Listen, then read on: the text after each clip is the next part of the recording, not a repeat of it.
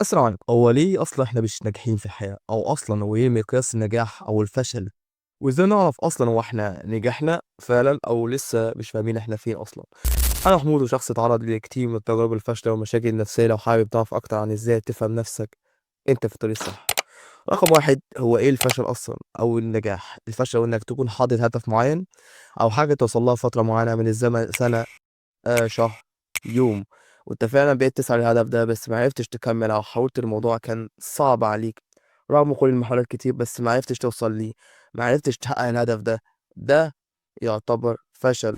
طب مين هنا اللي حدد إنه فشل؟ هل أنا؟ لأ، هل الناس؟ هل المجتمع؟ ما حدش حدّده.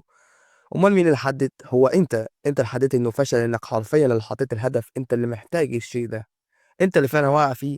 طب نعكس كده ونعرف معنى نجاح، هو إنك فعلًا عرفت الهدف، خططت ليه واديته مدته ونفذت الهدف ده وعملته، ده يعتبر نجاح. مين حدد؟ هل أنا، المجتمع، الأهل؟ لأ برضه، هو أنت اللي حددت إنه نجاح. معيار الفشل أو النجاح ليه محدد أو معروف أصلًا، هو شيء أنت اللي بتحدده من الأول، أنت اللي بتقيس الموضوع إذا كان أنت فشلت أو نجحت فيه. تعالوا كده نتعمق في الموضوع أكتر. شخص اتربى في بيت حاطط ليه هدف واضح، وظيفته ثابتة، جواز من عيلة، إنجاب أطفال.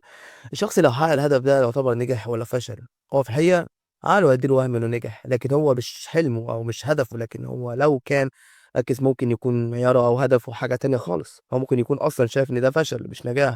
ممكن كان حلمه يكون صاحب شركة، كان ممكن حلمه يتجوز واحدة معيّنة، بس أحلامه دي ربطت مع أحلام أهله اللي هم شايفين إن هدفهم نجاح، وهو اتساق معاهم فيها، فبالتالي شاف إن ده نجاح. الخلاصة عشان نستوعب الموضوع، أنت ممكن تكون إنك بس تركب لمبة في بيتك يعتبر نجاح، أو تكون ليك وظيفة ثابتة فشل. المعارض مش المجتمع، مش الناس، أهلك بيحددوا، بل أنت اللي بتحدد.